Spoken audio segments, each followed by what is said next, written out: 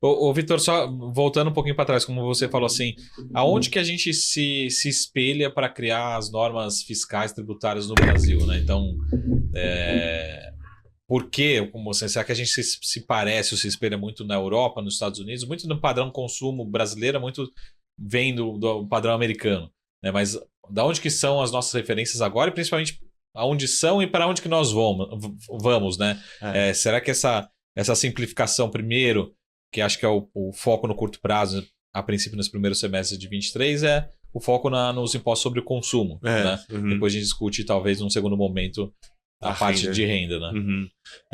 Vou falar o que, na minha visão, eu enxergo como o nosso referencial de criação de tributos no Brasil, que começa a partir de 1920, mais ou menos, com a criação do imposto de renda, eu diria dessa forma. Passando pelos anos 50, 70, e essas são as marcas do nosso DNA brasileiro. Por que eu estou falando sobre isso? Bom, o Brasil, nos seus ciclos econômicos anteriores, era um país exportador.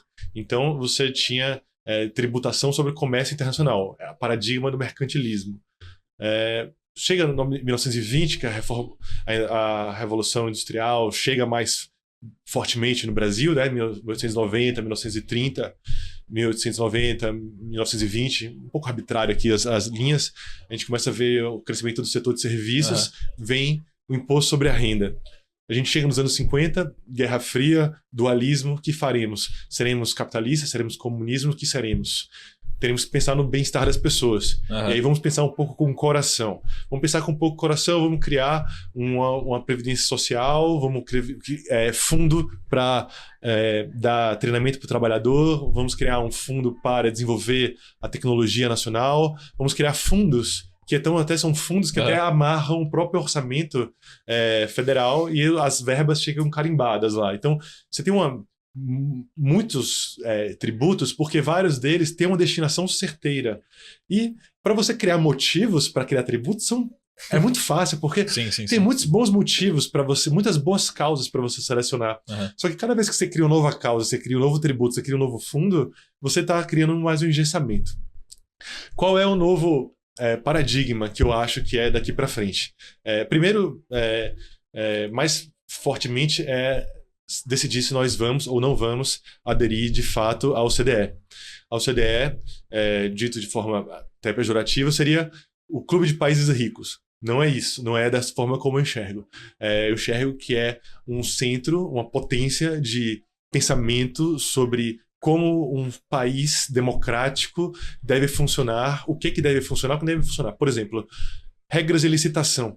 Como é que você deve fazer para você comprar com eficácia um produto barato? A OCDE tem, porque tem muitos países lá, eles já sabem qual é a receita do bolo para você fazer aquilo. Pelo menos assim, e é aberto para debate. Então eles falaram o seguinte: se nós queremos alcançar esse objetivo, que é liberdade, nós queremos ter prosperidade, nós queremos ter integração, então essas regras aqui, elas funcionam de acordo com esse estudo.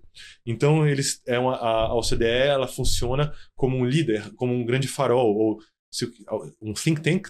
Acho que ela não é um think tank, mas tem aspectos disso. Sim. De trazer novas ideias, de oxigenar e exercer uma liderança, entendeu? Então, nós passamos a agir como reconhecer que nós estamos inseridos numa cadeia global e queremos fazer parte do clube? Sim, por que queremos? Porque ali tem regras que já foram experimentadas, testadas e sabes que funcionam.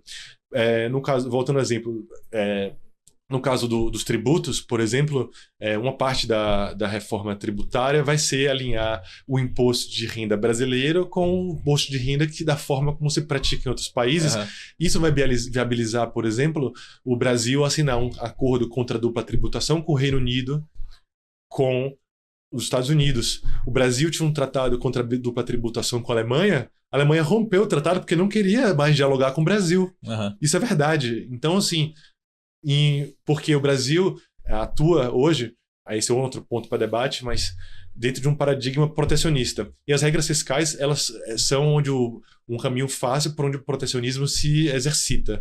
E na OCDE, os países querem mais serem mais liberais, né? Então tem regras que portanto, tendem a uma simplificação. Aham. Então, o que eu vejo? Passado do legado brasileiro, atual, Guerra Fria, contexto, Constituição de 88 é o final da Guerra Fria, ali com a queda da União Soviética, com os militares defendendo a ordem institucional Aham. contra a ameaça política, a turbulências, sujeito à opinião, tudo isso aqui. Estou tentando fazer uma leitura histórica do momento, né? Então, de 88, a gente acabou nesse paradigma tributário, ele é de 88. E ele estava olhando para os últimos 30 anos. Sim. E agora nós estamos em 2020 e já tem 100 anos que o imposto de renda foi criado. Daqui a pouco vai fazer... daqui a pouco iria completar 100 anos do ICMS também. E está muito complexo. Então a gente precisa ter um norte para simplificação.